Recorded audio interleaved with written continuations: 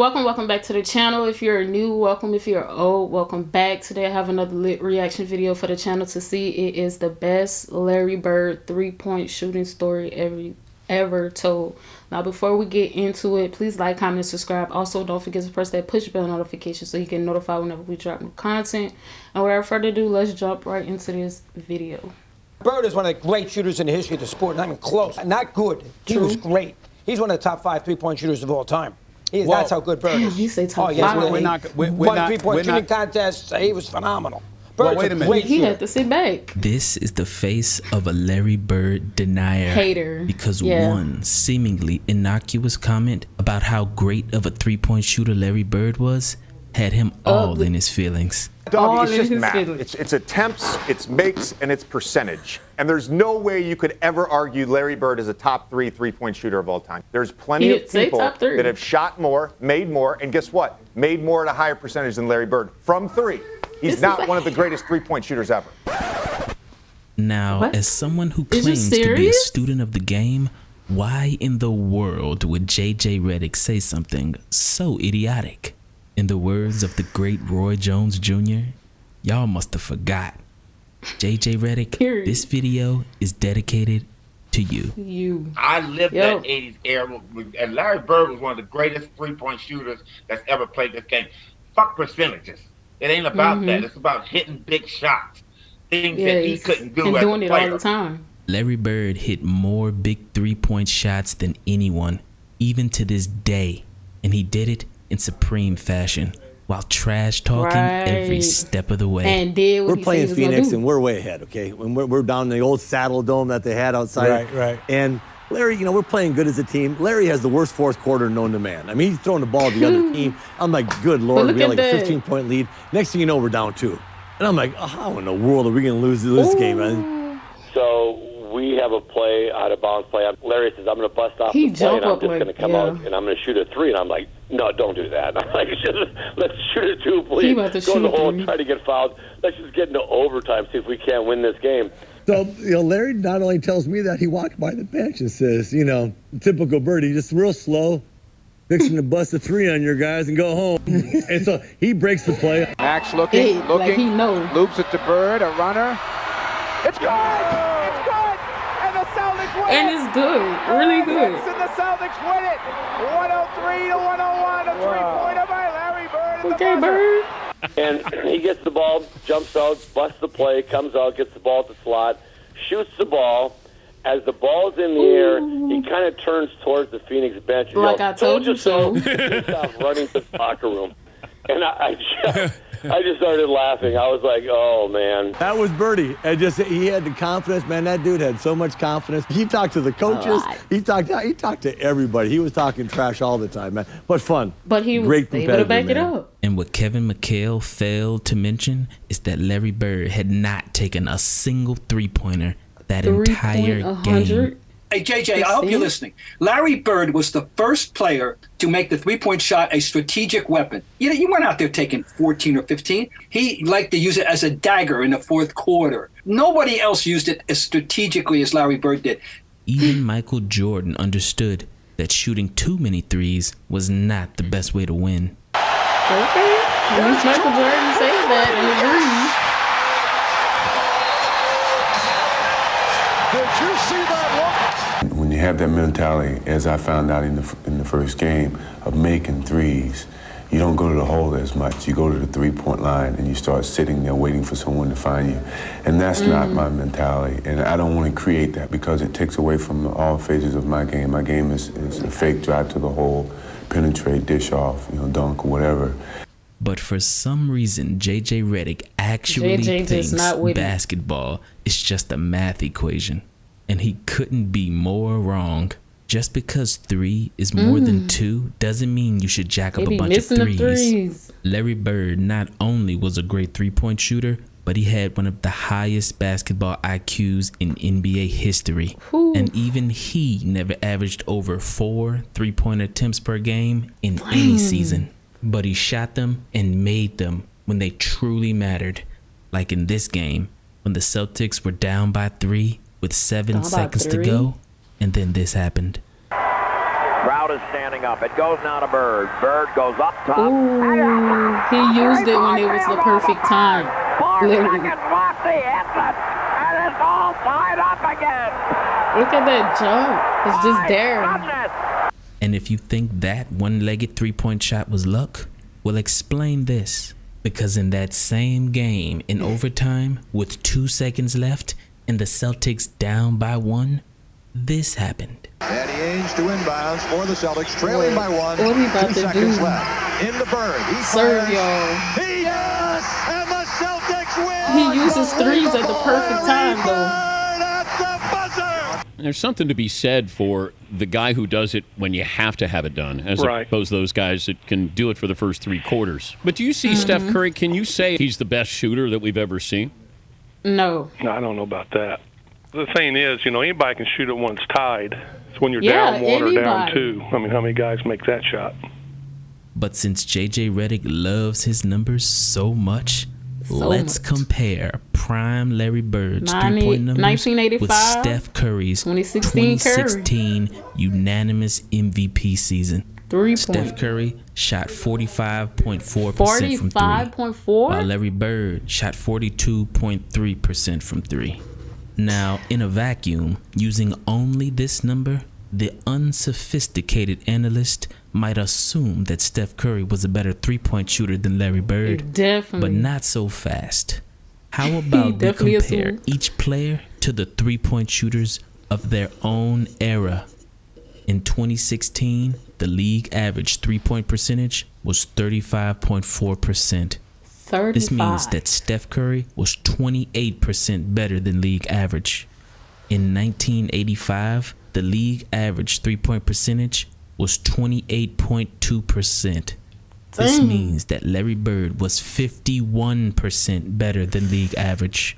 So, in reality, Larry Bird dominated the three-point line in his era even better than 2016 unanimous MVP Steph Curry. You can't compare Curry and Bird. Don't make an argument. Their only purpose is to supplement what we already know to be true. If the three-point shot was what it is today, back in the 80s, Bird would have scored 50 a game. He made every mid-ranger in the world, and he was a 90% free throw shooter. Outside of 1 jumper when he missed the Game 4 jumper against Magic, he had a broken hand. I don't recall ever a big shot in a big game that he ever missed. So, answer this question. If you need one player to hit one three-point shot to save your life, who are you taking? Bird. Steph Curry, who lost the three-point shooting contest 5 times to his peers? We don't want him. Or Larry Bird, who won the three-point shooting contest back to back to back? It's Bird. There were pros back then. There were cons back then. But to say anything disparaging about Larry Bird and his perimeter shooting and his three-point shooting, asinine. Like, JJ, he probably beat your ass in a three-point shooting contest today. And though it sounds like hyperbole, this is what a 60-year-old Larry Bird did at an Indiana Pacers practice. So the whole team is just stretching, and Larry just walks on the court, grabbed the ball, and started jacking threes like, whoosh, whoosh, whoosh. Like, he still got it. I'm looking at everybody. I'm like, do y'all see this right now? And he made like at least 10 in a row threes, like just in a row, and walked off and sat like he ain't do nothing. Like, it was regular, and folded his legs and just sitting there looking at us. I'm like, yo, this guy's nice. Nice. I'm like, man, that's a legend right there. Speaking of shooting threes, Coach, you at the three-point competition, walking in the locker room, who's playing? Did you really say that? Who's playing for second? Yeah, I did. I sort of felt bad because he needed to know. Leon Wood never crossed the three-point line. All he did was he always shot threes. So I thought he might be the competition. When I walked in there, he's sitting there, and I said, okay, now they're down to the nitty-gritty. Who's coming in second? You already know who's going to win this. I think they were a little nervous. And after Larry Bird hit 11 straight threes in this final round, he decided to hit one off the backboard. Just for fun. Oh, wait a second. Oh, my God. That chick's had my name on it for a week now, and I knew I was going to win this thing. And then the walk off with your hand up. I mean, come on, Coach. Come on. You know, when you're shooting them, you don't know what the score is. Right. But I had a feeling by the way the crowd was going, I had to make the last one. And that one there looked perfect all the way. So if it would have bounced out, I would have felt like an idiot. Well, but it went in, I got lucky and got the check and went home. Larry Bird winning the long-distance shootout for the third year in a row. Now imagine that. Larry Bird, who didn't even see a three-point line until after he entered the NBA. Take it in the face, then now watch him shoot it. Unbelievable. You know how far away that is? Somehow became the greatest, most clutch three-point shooter of all time. It's just insane that he could do in this. the most physical era of basketball. I don't care what JJ Redick says. When I watch Steph Curry off the ball in a playoff game, he's great. getting grabbed and held by Marcus Smart, they're attached to him at all times. Right. Then when I watch Larry Bird come off a pin down and no one's within 5 feet of him and they're shooting the gap, you're telling me one is more physical than the other? You're telling me that's more physical than Steph Curry being grabbed and held for 48 minutes? Yeah. Well, JJ continues to embarrass his university and diminishes the worth of a Duke degree by speaking with such colossal ignorance in public, with such arrogance and authority. It's idiocy that suggests that a no hand-checking finesse league where people are camping out 42 and a half feet for the basket is more physical than the NBA of 30. We don't see that in Bird. We'll talk about 50 or 60 years ago, but even 30 years ago. When does he come up with this? This defies common sense. And Michael Cooper, who was Larry Bird's toughest defender in the 80s, took JJ Redick's comments very personally. You know what? Watch your mouth, man, when you're talking about former players and who can do this and who can do that. Because the game changed in the 80s because it was so physical. In today's NBA, I don't know what game he's looking at. You can't touch the guy. Look at that jump. Anytime you touch anybody, a three-point shooter, come close to them when they're landing, it's a foul. To say that Steph is getting more contact, man, that guy has no clue of how basketball was played in the 80s. And I guarantee you this, JJ Redick, if you had played in the 80s, this is Michael Cooper talking, I'd have locked your ass up. You wouldn't have got a shot off. You wouldn't have got nothing off. You had spent more time on the bench than on the floor. When I was on the floor, you couldn't have played when I was on the floor. More time on a bench? I mean, for JJ Redick to disrespect an entire generation of basketball players, what did he expect? First of all, Redick don't know what the hell he's talking about. I'm going to say it, right? I agree. He don't know what the hell he's talking about. I'm like, what basketball was you watching? To say something as idiotic as that is ridiculous. And for JJ Redick, who played this game, I'm very disappointed that he has said something so stupid. When I hear that, and I'm like, you really don't know, do you? Yeah. We had our time. It was a great time. It's their time now. Yes. But don't crap on us to prove your point. Yeah. Because it doesn't make sense and it's not valid. I don't hate on these guys. You're responding right now. Yeah. You're not. I don't hate on these guys. These guys are great. I just don't like the disrespect. Yeah. And to say that about Larry Bird, it's just a stupid comment to make. Unfortunately, somewhere along the way, common basketball knowledge was lost. But hopefully, these Larry Bird stories enlighten you to why the world fell in love with basketball in the first place. And this particular play down is a timeout, and they're coming down, and Larry gets me at the top of the key, and he's walking me underneath his basket. He goes, Cooper, you're ready to wear your ass out.